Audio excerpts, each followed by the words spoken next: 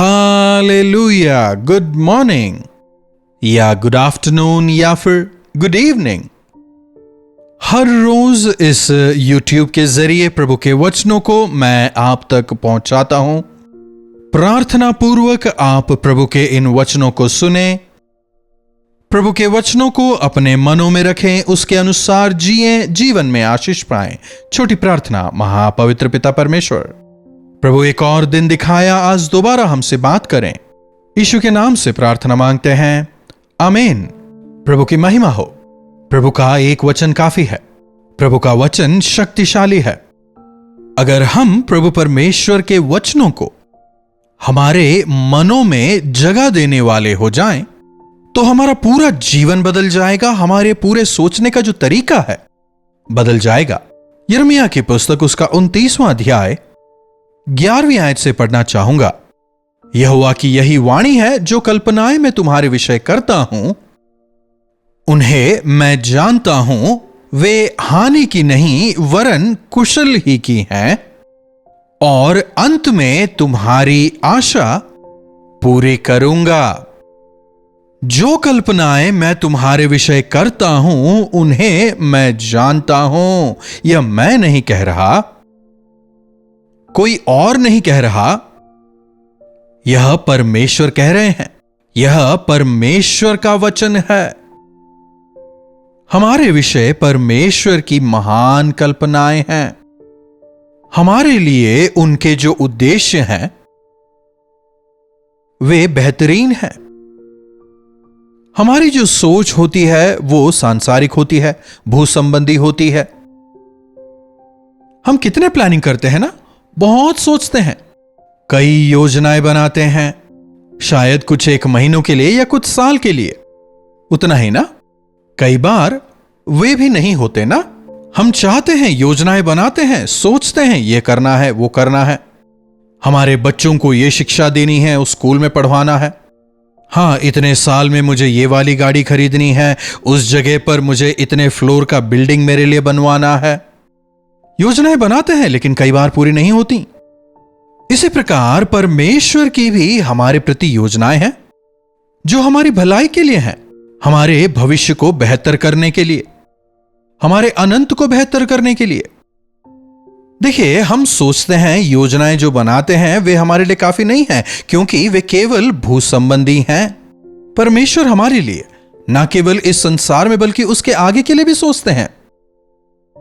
वचन कहता है, तुम सांसारिक लोगों की तरह ना सोचो, पहले मेरे राज्य और धर्म की खोज करो, फिर तमाम चीजें, आवश्यकता की हर एक चीज तुम्हें मिल जाएंगी। हर एक समय की रोटी प्रभु मुझे देंगे। प्रभु पर ऐसा विश्वास रख के देखिए, आपकी हर एक जरूरतों को प्रभु पूरा करेंगे। वे आपके मुंह को काला नहीं होने देंगे। इसके बजाय जिस परमेश्वर के हाथों में आपके प्राण हैं उन्हें ही भूलकर अगर आप जीने की कोशिश करें तो आप किस प्रकार से सफल होने पाएंगे, जरा सोच के देखिए। हमारा जीवन हमारे हाथ में नहीं है ना। क्या जो कुछ आपने सोचा है वैसा हो रहा है? जो चाहा वैसा चल रहा है? परमेश्वर की आपके प्रति जो योजनाएं हैं, जो उद्देश्य हैं, उन्हें आप समझिए। परमेश्वर जानते हैं, उन्हें आज क्या हो रहा है पता है, कल क्या होने वाला है, अगले साल क्या होने वाला है, सब कुछ पता है। समय की जो परिधि है यह आपके और मेरे लिए है। परमेश्वर समय के परे हैं। अगर आप अपने आप को पूरी तरह उनके हाथों में सौंप दें तो फिर आपको अपने बारे में चिंता करने की जरूरत नहीं। तुम्हारे लिए जो मेरी योजनाएं हैं, तुम्हारे विषय मेरी जो कल्पनाएं हैं, उन्हें मैं जानता हूं, वे तुम्हारी भलाई की हैं, और अंततः मैं तुम्हारी आशाओं को पूरा करूंगा। देख रहे हैं, वे आपको आशा दे रहे हैं। आप प्रभु पर आशान्वित हो सकते हैं। तुम्हारे लिए मेरी जो योजनाएं हैं वे तुम्हारी भलाई के लिए हैं। वे उत्तम योजनाएं हैं। मैं तुम्हारी बुराई की नहीं सोच रहा हूं। मैं नहीं चाहता हूं कि तुम्हें किसी भी प्रकार का दुख हो। मैं तुम्हें नहीं छोड़ूंगा, तुम्हारी हानि नहीं करूंगा, बल्कि तुम्हारे भविष्य में तुम्हारी भलाई हो, ऐसी ही सोच में रखता हूं। जिनका जीवन प्रभु के हाथों में समर्पित है, उनमें आशा होती है। विश्वास, आशा और प्रेम। क्या आप प्रभु यीशु मसीह पर विश्वास करते हैं? उन पर विश्वास रखें और उन पर आशान्वित रहें। आज आपको जो चाहिए उसके लिए विश्वास करें, कल के लिए जो चाहिए उसके प्रति आशान्वित रहें और प्रभु के प्रेम में बने रहें। वचन बताता है प्रभु के प्रेम में सुरक्षित रहें। अगर हम मसीह यीशु के प्रेम को पहचाने तो प्रेम करने वाले प्रभु कभी भी हमारी बुराई नहीं करेंगे। कहने की जरूरत नहीं है। मां की गोद में पड़ी हुई संतान पेट भर दूध पीने के बाद आराम से सो जाते हैं। उन्हें पता है जब कभी भूख लगे मां दूध जरूर देगी। रोते ही मां तुरंत दौड़कर आ जाएंगी। अगर कोई परेशानी तकलीफ हुई तो तुरंत मां हमें गोद में उठा लेंगी। प्रभु कहते हैं भले ही मां भूल जाए लेकिन मैं तुम्हें नहीं भूलूंगा। वे हमें नहीं भूलेंगे। जब आप प्रभु के संतान हो गए हैं, आपका नाम जीवन की पुस्तक में लिखा गया है। अब आप स्वर्ग के परिवार के सदस्य बन गए हैं।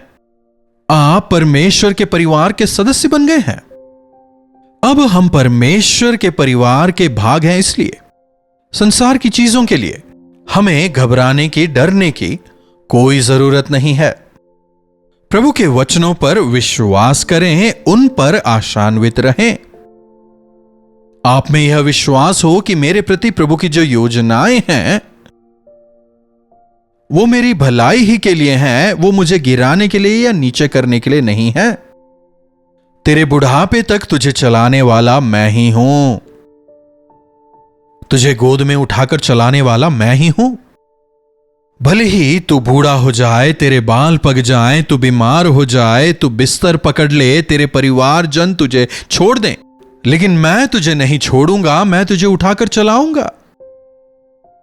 तो फिर क्यों हमें चिंता करने की जरूरत है, घबराने की जरूरत है? हर सुबह चिंतित होकर उठते हैं, अरे आज पता नहीं क्या होगा, कैसा दिन निकलेगा, पता नहीं कौन क्या बोलेगा, चीजों को कैसे करेंगे, कौन मेरी सहायता करेगा, अगर नौकरी चली गई तो क्या होगा, बुढ़ापे में मेरा ख्याल कौन रखेगा। यह तमाम चीजें हमें लगातार परेशान करती रहती हैं। यह संसार शाश्वत नहीं है, भले ही सब कुछ चला जाए, मेरे प्रभु मेरे साथ हैं। यह आश्वासन आप में हो।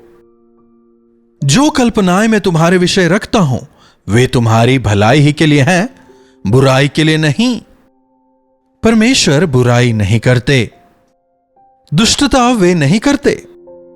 हमारी जो बुराइयां हैं वे ही हमारे दुख के कारण बनते हैं, लेकिन परमेश्वर हमारी समस्या में हमें तसल्ली देने, हमें विश्वास में दृढ़ करने, आशान्वित रखने हमारे साथ रहते हैं। विश्वास में दृढ़ रखने के लिए कई बार वे रुकावटों की अनुमति देते हैं, लेकिन उन रुकावटों में नाश हो जाने के लिए वे हमारा हाथ नहीं छोड़ देते। उस भट्टी से चौखे सोने की तरह वे हमें बाहर निकालेंगे। याद रखें, परमेश्वर कभी भी आपको दुख देने वाले या आपकी बुराई करने वाले नहीं है। वचन हमें स्पष्ट बताता है। तो फिर ये रुकावटें मेरे जीवन में क्यों हैं? तो फिर ये दुख मेरे जीवन में क्यों हैं? इन तमाम के कारण आप ही हैं। प्रभु कहते हैं तुम अपनी चिंता मुझ पर डाल दो, लेकिन आप उस चिंताओं को अपने ऊपर रखकर ही बढ़ते चले जाएं, तो वो चिंता कैसे जाएगी? मैंने कई बार यह उदाहरण दिया है। एक व्यक्ति कार में जा रहा था। रास्ते में इसे एक बूढ़ा व्यक्ति मिलता है जो एक बहुत बड़ी गठरी उठाकर चल रहा था। इसने दया करके उसे लिफ्ट दिया और कहा इस गठरी को आप साइड में रख दें या फिर डिक्की में रखें। उसने कहा नहीं नहीं, आपने मुझे लिफ्ट दिया है ना, यही मेरे लिए काफी है। हम भी ऐसे ही हैं। कहते हैं परमेश्वर ने हमें संभाला है, लेकिन अपनी गठरी को हम ही उठाए चलते हैं। हम हमारी गठरी नीचे नहीं उतार रहे। अपनी चिंताओं को तुम उन पर डाल दो, देन यू आर फ्री। जब आप अपनी समस्याओं को परमेश्वर के सामने रख देते हैं, विश्वास करें कि उन्होंने उसे सुना है। उसके बाद आप उसकी चिंता ना करें। प्रार्थना करने तक ही चिंतित रहें। प्रार्थना करने के साथ ही आपको चिंता करने की जरूरत नहीं है। अगर आप विश्वास करेंगे तो वह चिंता आपके मन से दूर हो जाएगी। हर दिन हम जीवन में नई चुनौतियों का सामना करते हैं। प्रभु हर दिन हमारे बोझ को उठाते हैं। हमें अपनी शांति देकर वे आगे बढ़ाने की इच्छा रखते हैं। क्या आप कभी चाहेंगे कि आपके बच्चे दुखी हों? अगर आप कहीं पर गए हैं तो क्या भारी चीजों को आप अपने बच्चों को देंगे या खुद उठाकर चलेंगे? अगर सांसारिक मां बाप होकर ही हम ऐसा सोचते हैं तो हमारे स्वर्गीय पिता परमेश्वर क्या हमारे बोझ को हमारे ऊपर ही छोड़ देंगे? हमारे बोझ को उठाने के लिए ही तो यीशु मसीह इस संसार में आए। इसीलिए वे कहते हैं, बोझ से दबे हुए लोगों, तुम मेरे पास आओ, मैं तुम्हें शांति दूंगा। तुम्हारे बोझ को मैं पूरी तरह उठा लूंगा। आज आपका बोझ क्या है? कर्ज का बोझ, परिवार का बोझ, नौकरी का बोझ, बीमारी का बोझ? क्या है आज सुबह आपका बोझ? वो चाहे जो भी हो, प्रभु से कहें। चंगाई देने वाले वे हैं, हर जरूरत पूरी करने वाले वे हैं, हमारे भविष्य को जानने वाले वे हैं। वे हमारे भविष्य के लिए भलाई ही सोचते हैं, इसलिए उन पर आप विश्वास रखें। देखिए कितनी जल्दी करीब करीब 5 महीने गुजर चुके हैं। कितनी जल्दी जल्दी यह समय गुजरता जा रहा है। दिन हफ्तों में, हफ्ते महीने में बदलते जा रहे हैं, है कि नहीं? शुरुआत से लेकर अंत तक, साल के शुरू से लेकर अंत तक प्रभु का अनुग्रह हमारे साथ रहता है। प्रभु का यह वायदा है, संसार के अंत तक मैं तुम्हारे संग रहूंगा, और जब संसार की यात्रा पूरी हो जाए तो तुम्हारे लिए मैंने स्वर्ग को तैयार किया है। इसीलिए डर कर, घबरा कर ना जिएं। अपने भविष्य को लेकर चिंतित ना हो, बल्कि प्रभु पर विश्वास रख के बढ़ें। अपनी समस्या को उन्हें बताएं। उनकी भली योजनाओं को समझकर उसके अनुसार हम बढ़ते चले जाएं। प्रार्थना। हमारे स्वर्गीय पिता परमेश्वर, प्रभु एक बार फिर से आपके इन वचनों के लिए तहे दिल से हम आपके शुक्रगुजार हैं।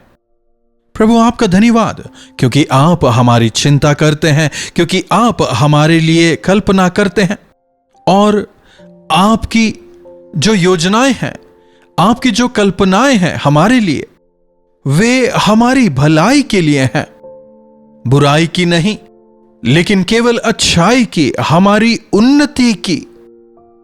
ओ प्रभु, हम आपका धन्यवाद करते हैं।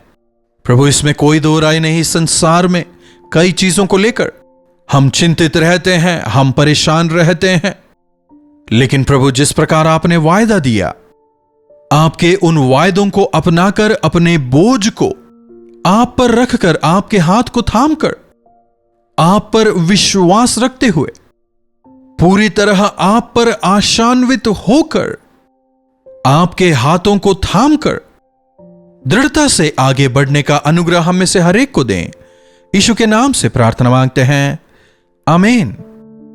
अब हमारे पिता परमेश्वर का प्रेम, प्रभु यीशु मसीह का अनुग्रह, पवित्र आत्मा की संगति और सहभागिता हमें से प्रत्येक के साथ आज, कल और सर्वदा बनी रहे, आमीन। प्रभु परमेश्वर की महिमा हो। अपने प्रार्थना विषयों को आप हमें 9884907779 पर व्हाट्सएप, वॉइस मैसेज या फिर टेक्स्ट के जरिए भेजें। अगर आप चाहें तो कॉल करके भी हमसे बात कर सकते हैं। आपसे जुड़कर, आपसे सुनकर, आपके बारे में जानकर हमें प्रसन्नता होगी। हम अवश्य आपके लिए प्रार्थना करेंगे, प्रभु चमत्कार करेंगे। अगर आपने चैनल को सब्सक्राइब नहीं किया है तो सब्सक्राइब करिएगा, लाइक और शेयर करना भी ना भूलें। इन्हीं वचनों के साथ आज मैं आपसे विदा लेना चाहूंगा। दोबारा मिलने तक प्रभु का अनुग्रह हमें से हर एक पर लगातार बना रहे। कल्वरी दर्शन, ये है प्रेम के दर्शन, यीशु प्रेम के दर्शन। कल्वरी दर्शन,